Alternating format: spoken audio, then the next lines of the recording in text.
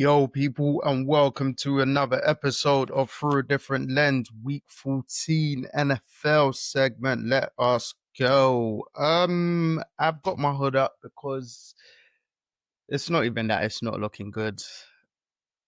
Dare I say it, my Kansas City Chiefs will not be in the postseason for the first time in the Mahomes era. We're not mathematically out yet, but mentally, yeah.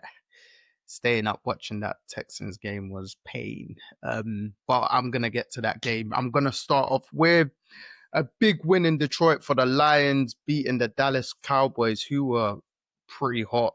And the Lions, the score looked, 44-30. The score looked big, but the game was actually quite tight. Like both Dak and Jared Goff both had big games.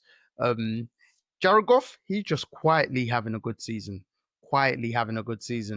Obviously, he gets the ball to his playmakers as quick as possible, i.e. Jahmyr Gibbs. A conversation needs to be had about Jahmyr Gibbs very soon, because if you said he is the best non-quarterback player in the NFL, he's got an argument. Top 3 to top 5 without a doubt. Number 1, he's got an argument because Jahmyr Gibbs is insane. Absolutely insane. And he is the driving force of that Detroit Lions team, as well as Mr. Reliable, who is just an absolute machine, an absolute monster. One of, if not the toughest guy in the NFL, Amon-Ra St. Brown. Everyone thought he was missing that game. And then just watching him in the warm-up, how aggressive he was with his movement, I was actually in awe watching his warm-up. And usually that is not the case, like in terms of watching NFL players warm-ups for me anyway. So yeah, Amon-Ra, he had a big game for them. Like Jameson Williams, Amon-Ra, 6 for 92 yards? Insane yards after the catch. You know, he's a yak specialist as well. Jameson Williams was big for them. Everyone thought Jameson Williams will have to step up because they thought Amon-Ra was going to be out. Jameson stepped up regardless, had a very good game. Jahmyr Gibbs didn't run the ball crazily, but again, catching the ball, he's just that dual threat.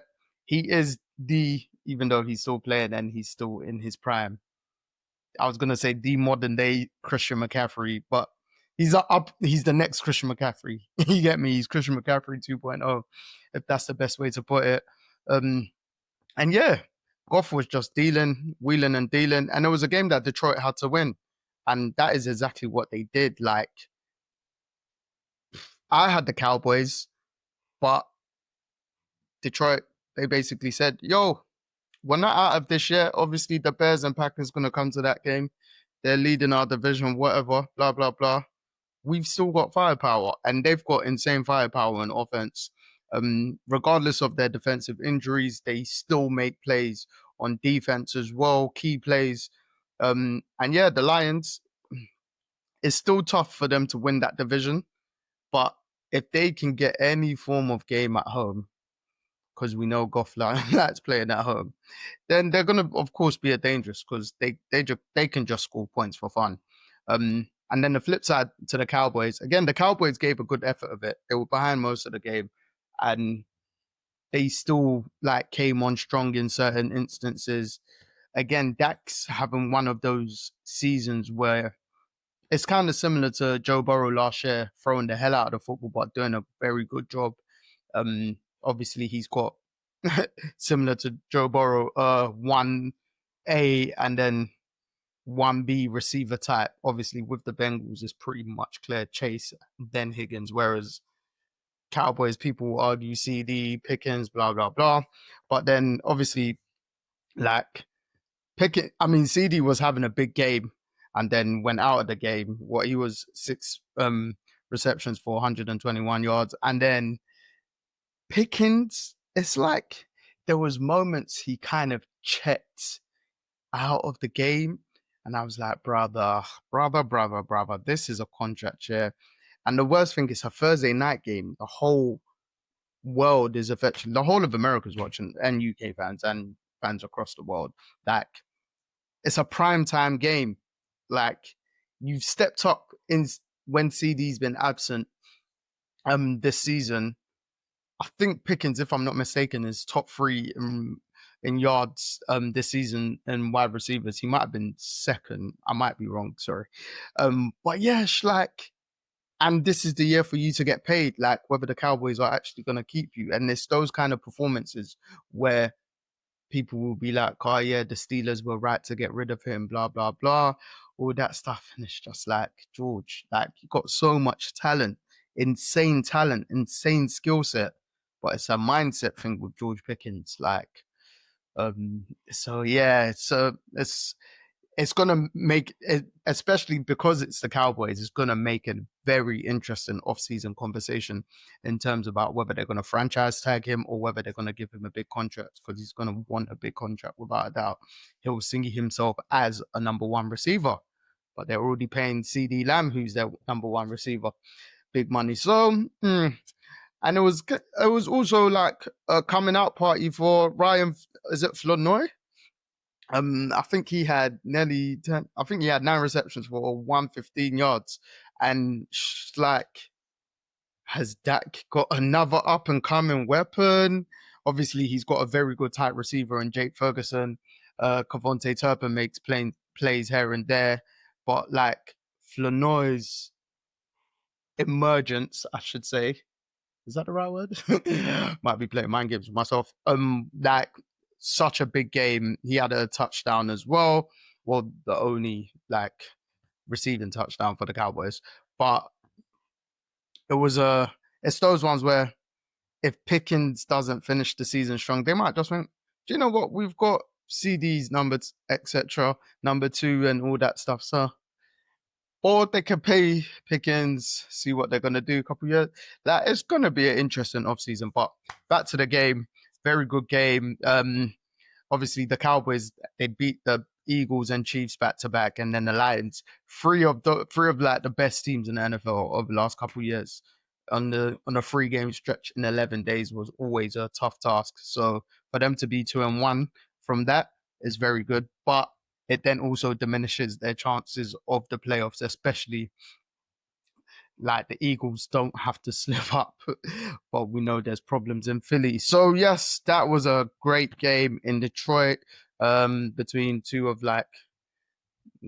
teams that host Thanksgiving games. And then Sunday games, battle of the lower teams, and 2 quarterbacks that were arguably going to be, in a lot of people's mind, number 1 and number 2 going into the draft earlier this year, but that wasn't the case. But Cam Ward was the number 1 draft pick, and then Shedeur was a 5th round pick. And yeah, the Titans came out on top, despite Shedeur having a much better game than Cam Ward in terms of on paper statistically. Those big runs from Tony Pollard, apologies, basically won the Titans a game, and which was kind of a big surprise, because what did Pollard go? Not him going for 25 for 160 or something like that, 2 touchdowns. The more of the surprise was the Browns defense, who have been great all season despite their record, giving up like those back-to-back big plays. So, because again, Cam Ward did not throw the ball a lot, so it wasn't a big passing game. It was just literally key things. And that is, do you know what? Yeah, that's also the beauty of the NFL as well, because just like 2 big plays like that can just win you a game. I think I might have said we saw it with the Jets weeks ago when they had great plays of special teams, like 2 big plays then. And I think it won them that game then. I can't remember the opposition. But yeah, Cam Ward was pretty bog standard game. Whereas Shedeur, who Stefanski has now named as the starter for the rest of the season, finally. But to be fair, he had to prove it as well, which he did, even though it was a loss. 23 for 42, 364 yards, 3 touchdowns, as well as 1 rushing touchdown. And I believe he is the only rookie bar Joe Burrow in NFL history that's gone for 350 yards, 3 touchdowns passing, and 1 rushing touchdown. NFL history. Joe Burrow, Shedeur Sanders. Cleveland, not saying you have your franchise quarterback, but he could have been playing earlier. Let's be serious. Rest of the NFL, that's also, a little message to you guys, obviously, in terms of the political aspect that it was heading into with him before the season started. The 2-point play. Obviously, I was watching a video of apparently Stefanski saying a while ago he gave up the play calling. It's on his OC. Name is Tommy Rees, I believe. But Stefanski took the blame on the 2-point play. Again, Shedeur wasn't there for it, and it resulted in a nothing. It was an opportunity to tie the game and take it into overtime. And that wasn't the case. And obviously, I get that the Browns, they do a lot of the shotgun plays with Judkins. That's kind of their thing, and it's worked in moments. But when, like, there was last game, it didn't work. When your quarterback is hot, the way Shedeur was, who he seems to have galvanized and lifted this offense somehow. Like, why not give him the opportunity to be under center in that particular moment? Like the more things develop within Cleveland, the more just confusing things get. Because I'm not gonna go on the whole like they're against him, all that stuff. I do think there's moments he hasn't helped himself in terms of certain things that he said. Although nothing's been drastic, it's just like, bro, you're a rookie, just get your head down, do your thing, and then let your football do the talking effectively. That your arms and talent and stuff like that. But yeah, just like not them giving him the opportunity to deliver in those 2-point conversion moments and stuff like that, or goal line moments. We saw he had a great run to get into the end zone for a touchdown himself, rushing the ball. So, like, he's not the quickest, but he knows how to maneuver. Obviously, there's still the fear with a lot of sacks when it comes to Shedeur.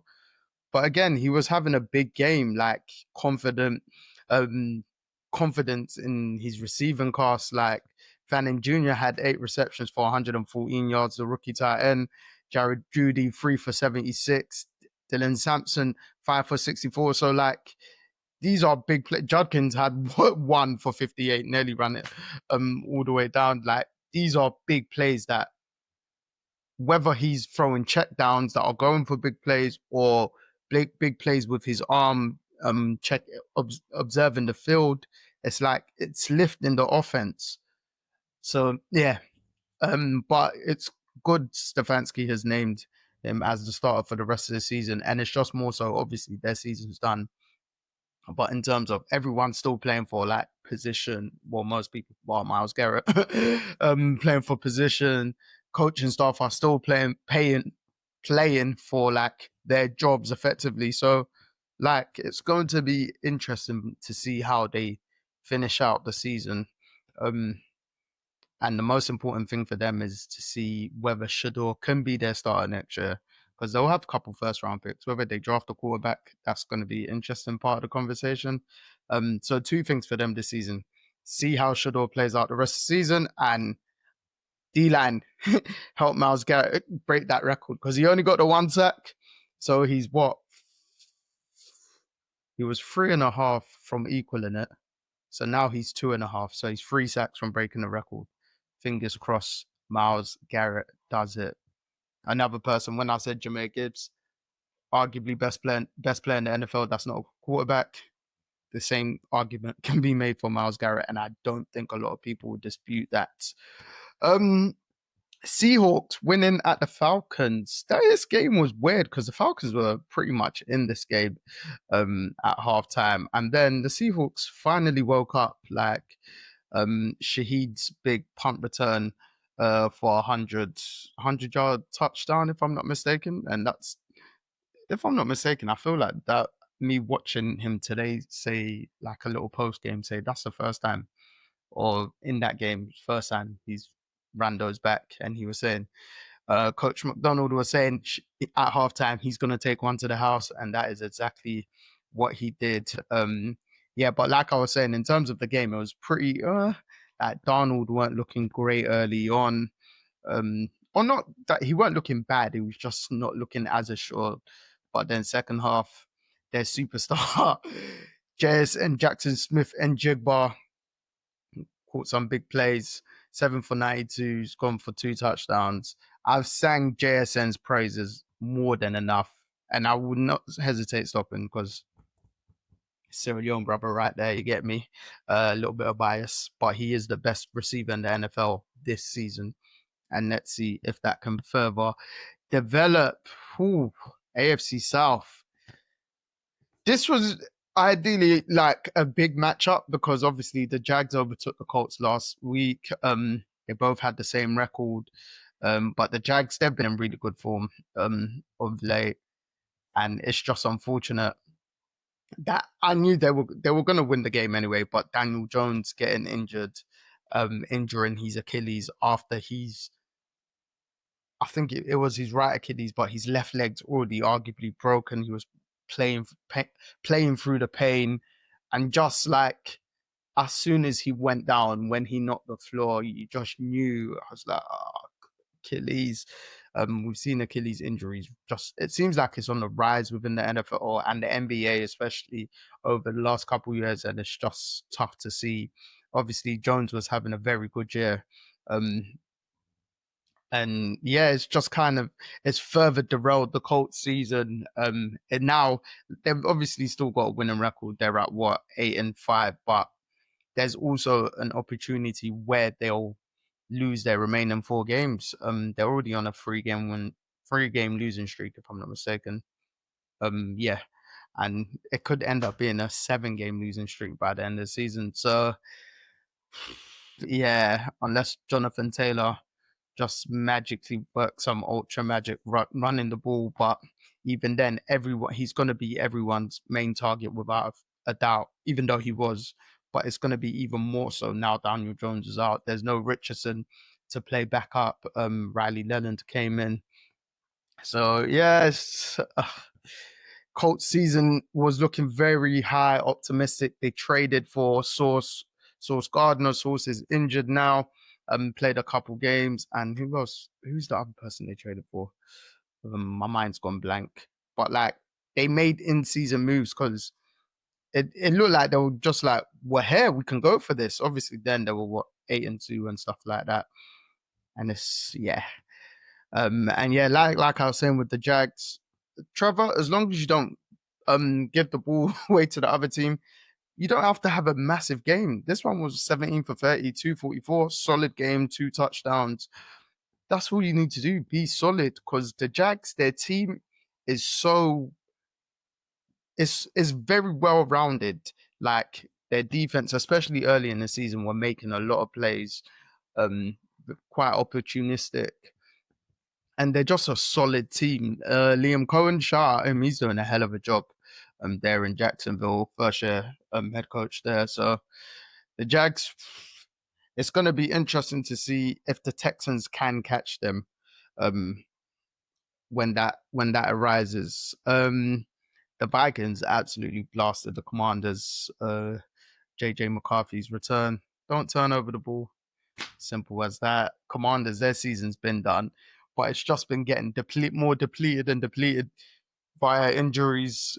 Jaden Daniels again out injured like during a game. Zach Ertz has done his ACL. It's just a horrible season for the Commanders, who got to the NFC Championship game last year, and people thought they might be able to either build on that or push on. It's a season to forget for them, to be honest, but hopefully next season they can be much more healthy, because they've got talent, especially in terms of that quarterback in Jaden Daniels. He's just seems poised, level-headed, and about his business. Speaking of quarterbacks, 2 of the big names in terms of Josh Allen versus Joe Burrow. Joe Burrow was 2-0 versus Josh Allen before this, and he's won in Buffalo before. has no issue playing there. The game, it was snowing, but weirdly, it was just a fine passing game by both Joe Burrow and Josh Allen. Like especially like first half. Obviously the Bengals, they were just looking. I was gonna say looking hot, but it was cold, but ice cold, but in a great way. And then Josh Allen was just responding in such fashion, and I was like, bro, how are these two quarterbacks? Obviously, these are the elite of the elite. They're the supreme quarterbacks in the league. But the way they were just throwing the ball in the snow as if there was no issue, and their pass catchers, both of them, especially the Bengals in the first half, they were making some big catches. I was like, there was a couple like Gesicki was holding on to. I was like, okay, fair, fair. And yeah, it just looked like the Bengals were going to try and put a spanner in the works into the Bills season. Then Benford said, Christian Benford, that play to bat the ball down on Joe Burrow, catch it and take it for a pick six, completely changed the game. Then again, Joe Burrow, he basically had back-to-back interceptions. And yeah, and Josh Allen he had to play great basically, because as much as his team made plays when they needed to, obviously on the other side of that, James Cook fumble earlier in the game, which wasn't good for them because it was in scoring position. Like Allen had to be at his absolute best. He had to be Superman again. Kind of similar to the game against the Bucks, but in terms of this one, he did not turn the ball over. That 22 for 28, that is a great percentage. 251 yards, 3 touchdowns passing the ball, and then running for 78 yards and a touchdown. Like, I think he broke his own record of his longest run, which I believe was 44 or 40 something. I can't remember exactly. But like, the Bills needed the very best of Allen. Like, they had James Cook was solid in terms of the run game. He's been great this season. For people that like to say the Bills have no hope. And then their defense make plays at timely times. Like, and I've been banging on about this. The Bills defense, they could be suffering in certain instances. So like, obviously they're not good in terms of stopping the run, but their pass defense this season, like the last couple years, the Bills defense, they just make plays. They create turnovers. It's just, they're a solid team. Like, don't get me wrong, Josh Allen has to do a lot of the work, and they needed every inch of his brilliance in the snow in this game. But he's got a good team. I want people to stop forgetting that aspect. He's got a good team that create opportunities for him to now get the ball either short field or deliver, and then boom. Obviously his Titans, who they mainly play through, they came big in this game with Knox and Kincaid. But yeah, it was just these shootouts. The Bills, they like them and they generally win shootouts. So fair play to them. Again, Burrow was having a great game until literally those 2 interceptions, because he was 25 for 36, 284 yards, 4 TDs, but the 2 interceptions. Sorry, my chair keeps on squeaking, if you can hear that. And his receivers, more or less, in terms of Jamar Chase, wasn't that big in this game. But like I said, T. Higgins and Gesicki, they were. But yeah, big win for Buffalo, who are still chasing New England in that division. But yeah, with the way this AFC is, we're going to get there. We're going to get there. NFC South, wow. The New Orleans Saints shocked the Tampa Bay Buccaneers. The Bucs are in trouble. They're in trouble because the Panthers are there. And it's only one of those teams that is coming out that division. And that's the division winner. Bucks, Panthers. The Bucks, they just seem to, obviously they won their game before, but they seem to really regress or just be at a stagnant level. It seems like everything's caught up with them. All the early season injuries have really caught up with them. Baker's not playing as good anymore. He had 14 for 30, 122 yards, 1 touchdown, interception. The interception was a bad interception as well. But then Tyler Shock, like, he didn't throw well, but boy, oh boy, he ran when he needed to. Those 2 rushing touchdowns by Tyler Shock, it's like, oh, is that what you're doing? And the Saints won the game. Their defense made some big plays, stopping the Bucks at like good field as well. Kind of rolling back the years with a couple of the old guys like Demario Davis. But yeah, the Bucks, they're in trouble as to whether they're gonna make it out their own division, because like I've stated, the Panthers, who were on a bye, they're red hot on their heels. They're both 7-6 actually. So who's top of that division? So the Bucks are top of that division as it stands, but they're both 7-6. I'm sure they've got to play each other as well. It's just like, it feels like the Bucks are going to be in a bit of a dogfight in every kind of game now. So, and we've seen the Panthers; they can score when they want to or when they need to. Another divisional game, back to the AFC, with another team where it's with another division where it's just one team coming out of it. The Steelers went into M&T Bank and then beat the Ravens. And it was, like, Aaron Rodgers had a very good game, 23 for 34, 284 yards, 1 touchdown, passing. And then he ran one in. And that's the first time Aaron Rodgers has run a touchdown in for nearly 3 years, if I'm not mistaken. Great trick play, as they all thought the running back had the ball and he just kind of stretched it out and said, yo, it's me, A-Rod, Again, Lamar did not have the best of games. Evidently he's in a big rut. He might not be 100% healthy since coming back from injury, but he's out on the field. You'll still expect brilliance from the 2-time MVP. And yeah, it's just, obviously there was some controversy with the likely touchdown, which should have probably stood. Them saying the third fee, etc. Like, there wasn't a clear and obvious error when they'd given the touchdown, so it's just stick with the on-field decision. I thought it was a touchdown anyway, but especially when Likely had stretched out. That stretch alone it feels like a football play to me, but hey, I'm not the rule maker. And the Ravens, they shouldn't kind of be putting themselves in that situation. Obviously, they always have tough games with the Steelers. They generally split during the season, so when they do face each other again, and not next week, the game after, or so, it's going to be interesting, that game in Pittsburgh. DK Metcalf, he had a big game, 7 receiving yards for 148, 7 receptions, for 148 yards. And Aaron Rodgers is going to need DK to continue being like this if they want to win this division, because again, that is the only way either of this team is going into the postseason, is winning this division. So yeah, the Steelers have taken top spot back from the Ravens.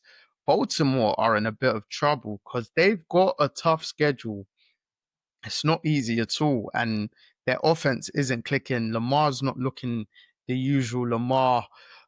So now I actually think the Steelers have a chance to win that division.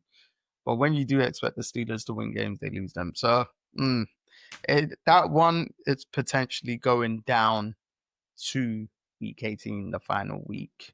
Another divisional game. Not going to stay on this one for too long.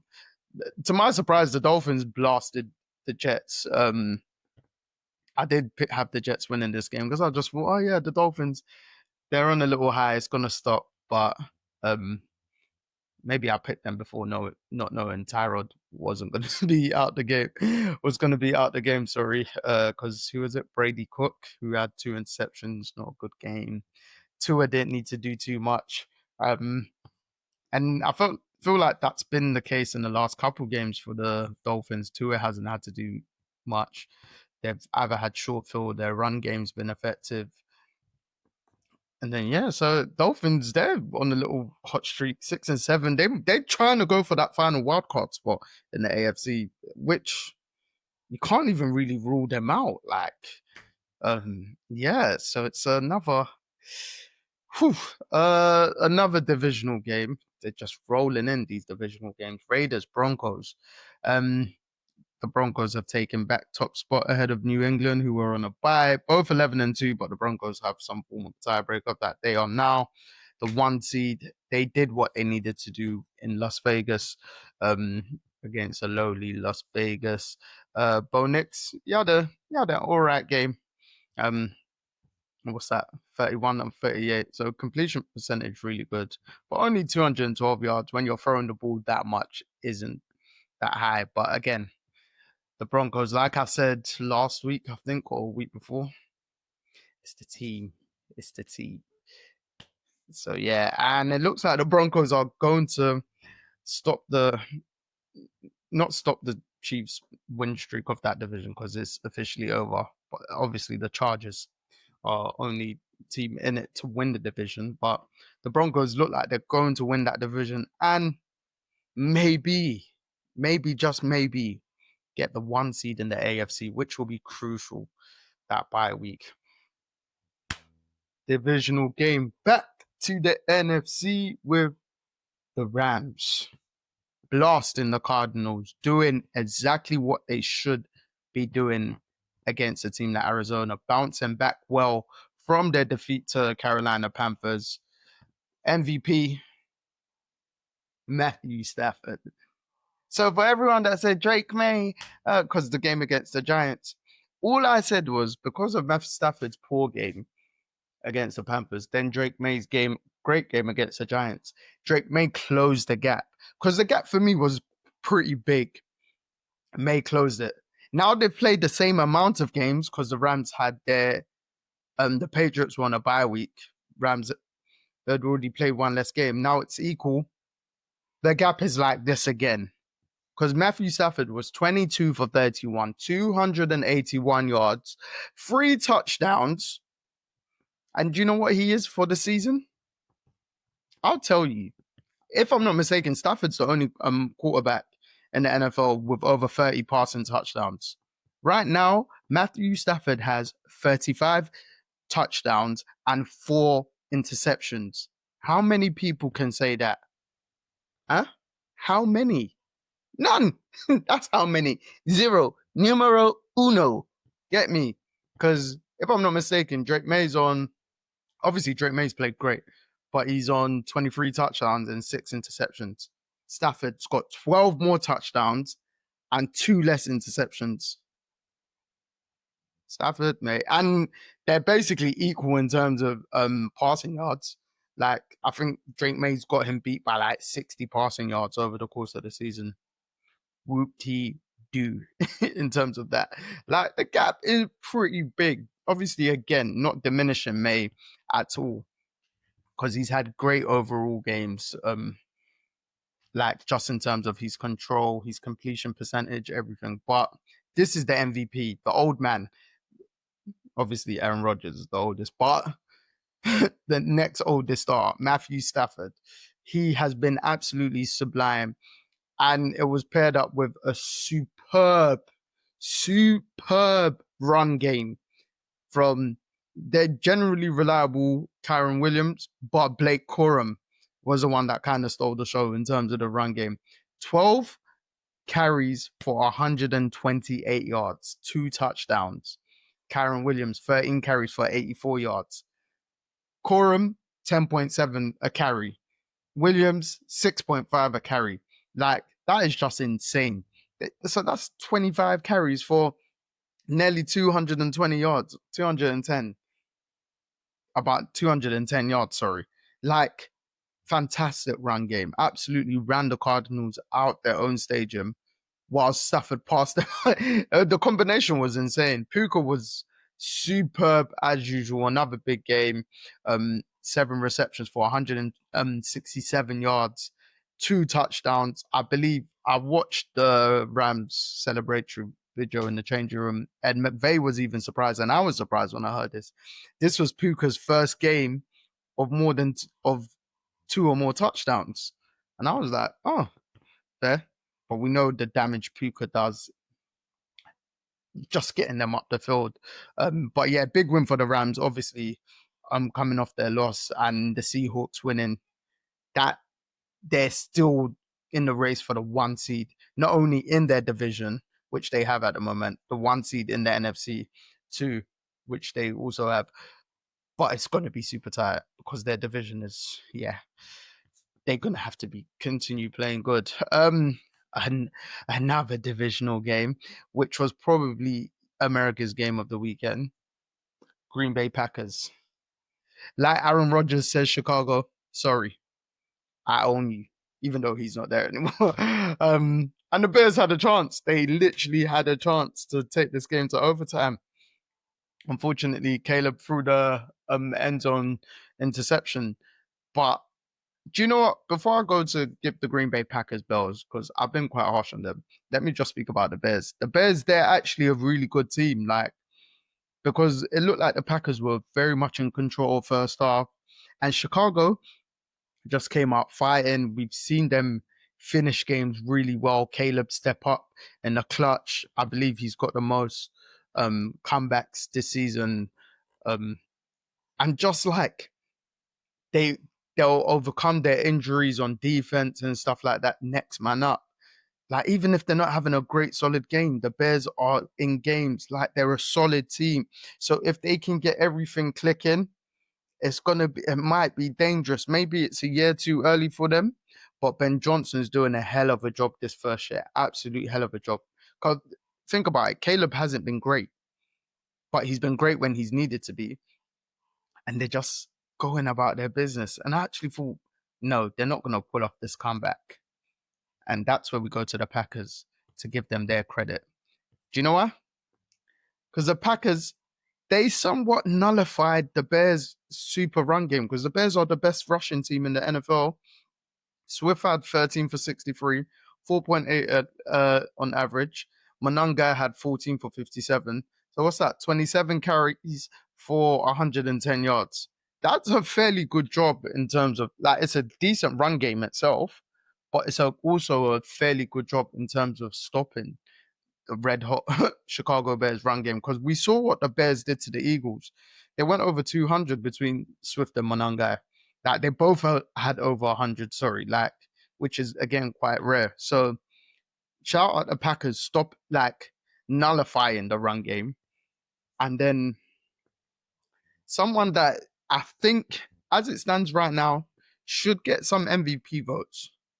Someone I've been skeptical, with the other guys have been skeptical about as well, Jordan Love. Because the last couple games, Jordan Love, yeah, I hear it. I hear it.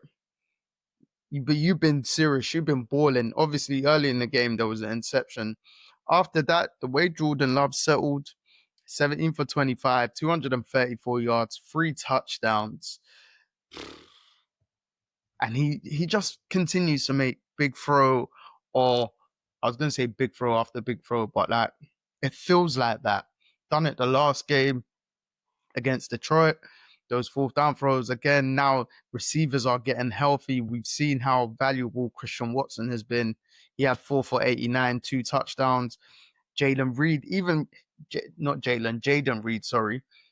Even his presence, he didn't have a big game, but them having him out there, like, is showing, okay, cool.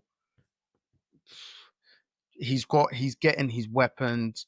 Josh Jacobs had crucial, let's say, first downs and stuff. Even his power just to get into the end zone for his touchdown as well. It was a very good win for the Green Bay Packers. Very good win. To take that top spot in that division from the Bears. Obviously, they're going to face each other again very shortly in Chicago. But the Packers being 9-3-1, and then the Bears being 9-4, with the Lions being 8-5, we can see how tight that division is. It's super tight. So, like, maybe all three might come out the division. Who knows? There is a very high possibility. Or maybe it's just going to be 2. But the 1 seed in that division, boy, oh boy, it's looking crucial. It is looking crucial. And if it is going to be the Packers or Bears, you're gonna feel for the Lions a bit because they're gonna be playing either in the cold in Green Bay or in the cold in Chicago. Whereas if they somehow won the division, they'll be at home in the dome. But yeah, big win for the Packers. Jordan Love, like I said, I think he should be on MVP ballots. Sorry, not necessarily top 2 or 3, but maybe fourth or fifth, maybe even third as well. Because Love's been real good, hardly turned over the ball as well. So yeah, and Michael Parsons has just. Someone was tweeting about him. I can't remember what reporter, and just made a very good point of how like selfless. Sorry, Michael Parsons is in terms of he's willing to accept the double and triple team for the rest of his defensive line to get the quarterback. Like it's not even so much a numbers thing for him. Because sometimes he has been criticized. It's like, oh, why is he not effective in this particular way here and there? But like when the reporter said that, it just made me focus in further on him on the game, and I was like, yeah, it seems like Mike is just if I'm not eating, the rest of my D line, someone's eating. And yeah, we've seen how much somewhat he's changed that D line and helped them become an even better D line. And just put more pressure on the quarterback. We saw it wasn't an easy game for Caleb. So the Packers, boy, oh boy, they're a team you're not going to want to face in the postseason, especially if you're going to Lambeau Field. I'm going to have to take a deep breath and some water. But because this is the real reason I've got my hood up, like I stated at the beginning of this.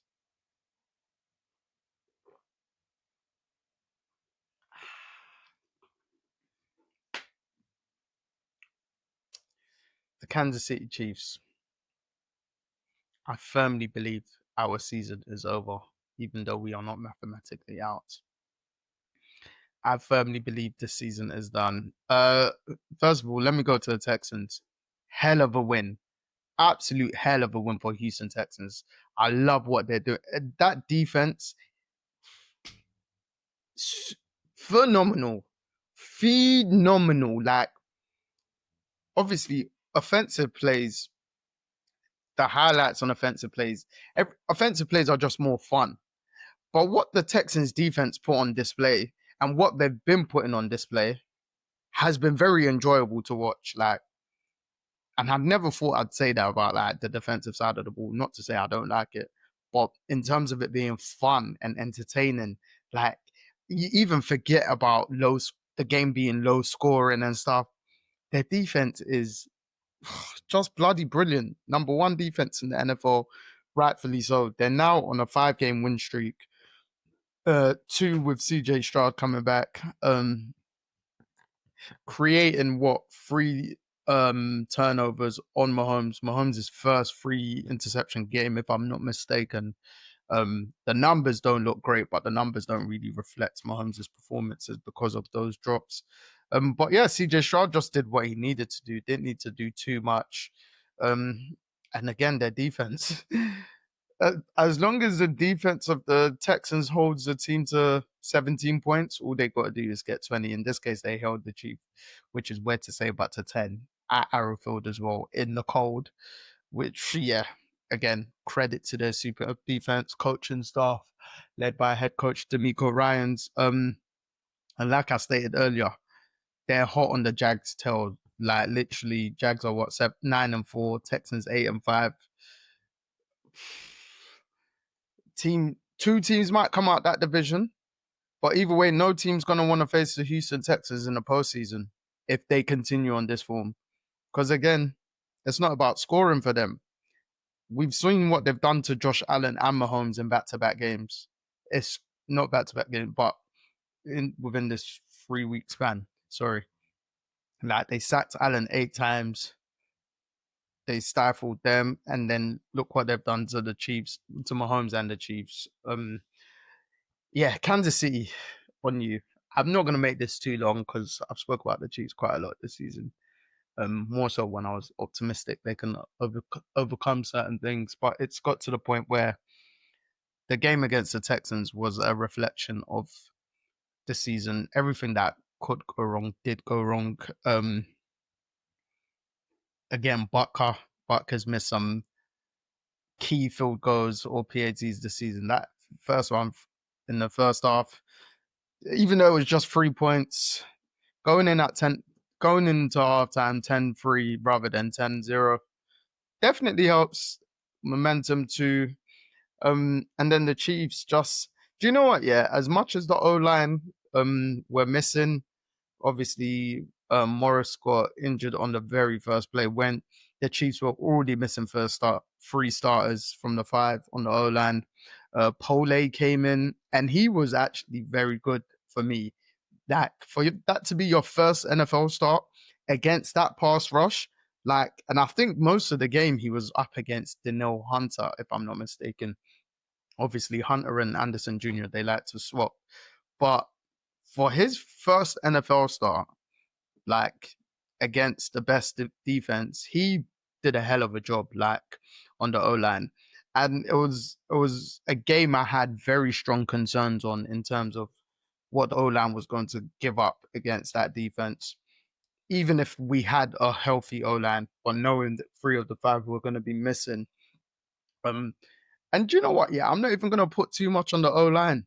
I don't feel like they were that bad. The pressures were constant, don't get me wrong, but they were better than I thought they'd be, given who was absent in that sense. And then usually the O-line's given up a lot of penalties this season. That weren't really the case in that loss to the Texans, but something that has kind of been a trend this season.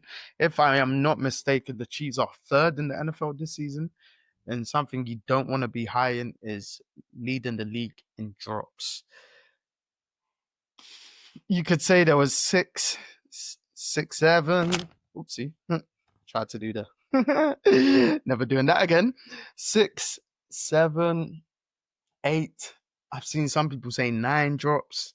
I don't think there was 9 clean like that, but yeah.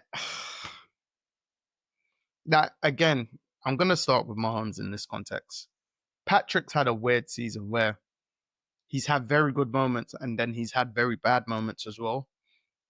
But Mahomes is the only quarterback that has to, at this current stage, do more and beyond. And he even got injured in the game and he just running. He led the Chiefs in rushing again. How many times has that happened this season? It's just a joke. I think I saw Dan Orlovsky tweet today saying that Mahomes is 72% of the Chiefs' offense, which is easily leading the league and leading the NFL. It's just it's literally Mahomes or nothing. And it's caught up. It's fully caught up. You cannot expect him to be Superman. Again, he's not playing at his apex level. And it's kind of been on, not a downward trend, but it's kind of been like that the last couple of years where it's not been just bombs. Obviously, that's partly because there's no Tyreek Hill. So him and the Chiefs offense had to adjust their game plan in terms of the way they play. But yeah, the one where he got face masks, I think it was 3rd and 8, and he still made that play. I think Juju caught it. It's just he has to do those kind of plays every game or every other game. And when will it stop? Honestly, I'm tired. I'm just, do you know what? That's what this season has been. It's just been yeah, okay, cool. Just for the Chiefs, just let it end. They've had a superb run since he's been in the league. Now, it's not I can't say the dynasty's over. 1 year out doesn't throw that in the bin. I think people are jumping the gun, but they're also happy to jump the gun because a lot of people have been waiting for the Chiefs' downfall. But that's a conversation for another day. But this is a year for them to really reevaluate. I'm talking like the season's done. To me, it is reevaluate, reset. Kelsey's likely going to retire. Um, and then it's like not. I've said it time and time again, and again, I'm not defending Patrick Mahomes, but I've said the Chiefs have been complacent in taking Mahomes' greatness for granted, where they always feel like he has to come good for them, or whoever they've got out on the field. Obviously, first half of his career, he had superstars like playmakers and stuff like that, but the last couple years hasn't been the case. Um, and we're seeing that more in terms of if receivers aren't creating separation, like even the game again, the game against the Texans, there was moments there was no separation. There was one where he should have played Hollywood Brown, and I think he took the sack. But if I'm not mistaken, that's when he thought the Texans D line jumped, and there should have been a flag. Um, but it's just like other moments, it's like, and it's led to Mahomes overthinking or double thinking, effectively overthinking. All right, cool. Yeah, again, something for him to work on in that sense. But for a lot of the guys that have had the long run of either going to the Super Bowls, finishing the seasons late, they really need to rest and recoup. It's a big off season for Brett Veach, and the organization in terms of the personnel that they bring in, the personnel that they potentially let go as well. Because the Chiefs' most important thing is working on that defensive line. They do not get to quarterbacks. Like the defense was bloody superb against the Texans. This like second half, that third quarter is probably the best defensive quarter I've seen from a team this season. Just the flip of the script, switch, led by CEO of Sack Nation, who hasn't got a lot of sacks, but Chris Jones, like out of the big names, he's the only one that delivered yesterday, and that includes Andy Reid, like going for that fourth down, even though it was 4th and 1, but in your own territory, such a bad idea. I was like, please don't do it, please don't do it. And the weird thing about that, if you are going to do it, run Kareem Hunt. Like he's been the best in those situations in the league. I think the Chiefs are the most successful team on the fourth downs or short yardage, third and 1 or 4th and 1 because of Hunt. Like, so if you're gonna do it, run the ball. But like the Texas offense weren't doing nothing. They had 5 punts. I think 4 of them were 3-and-outs. Like, so even if you're punting the ball, the game's 10-10. Just keep going. Like the Chiefs defense was hot. And that stop for the Texans completely just dejected the Chiefs defense because the Texans offense had short field, went and scored. And it's like, can't even say the defense give up. You're just not helping them. And that's on Andy Reid. That was poor. And a couple things on the play calling this season just been very questionable. Very questionable. So the organization, one, they have to draft well. For once, they're not going to get the 31st or 32nd pick in the draft. Draft fix your defensive line. Maybe draft a running back, or definitely draft a running back. Draft the D lineman. So edge rusher, someone who's going to get to the quarterback, maybe even 2, and then maybe the secondary as well of some sort. Like, again, the Chiefs defense overall can be so good, but they do not create enough turnovers. I've been banging on about this even last season. Last season, they were just immense at just shutting things down, but they don't create turnovers.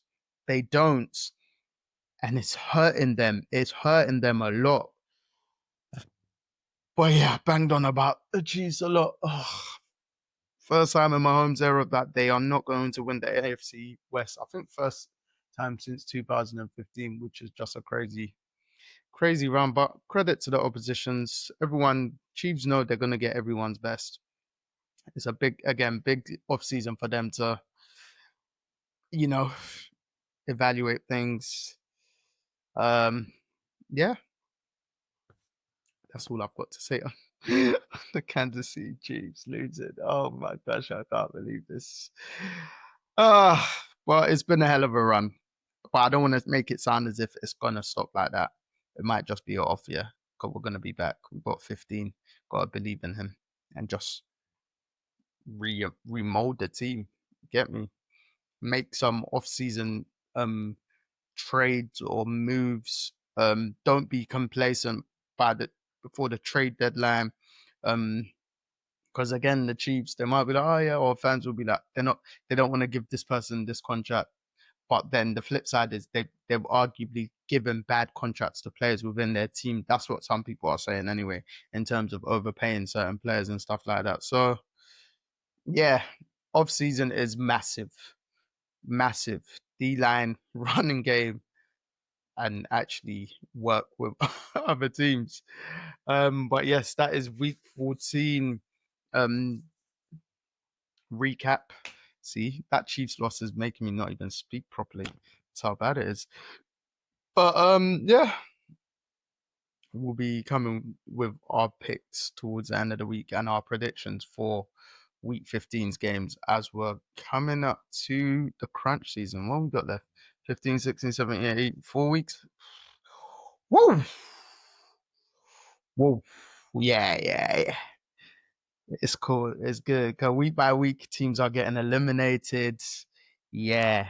Teams are starting to stabilize their position. Yeah, it's good. Some great games coming to be on show. I've seen that just before I started podding this actually, that they've moved the Ravens Patriots game to prime time, like a prime time slot, which makes sense to be honest. Because again, the Patriots are playing for the 1 seed and their division and arguably the 1 seed, and then the Ravens are just playing for their division, which would then get them in the postseason. But whoever wins the AFC North at this rate, they're gonna play the Buffalo Bills. The Bills are going to be favorite, whether that's the Ravens or the Steelers, whoever's at home. But we'll get to that when we're closer to the playoff picture even more. Thank you all for watching, listening, tuning in. Tell a friend to tell a friend. Please like, subscribe, hit those buttons. Get involved in the comments on any of our platforms. Hit us up. And yeah, join. Maybe you can join this conversation, this weekly convo. Who knows? But thank you all for listening. Thank you for tuning in. Much appreciated. Joe, I am signing out. NFL Week 14. Let's go.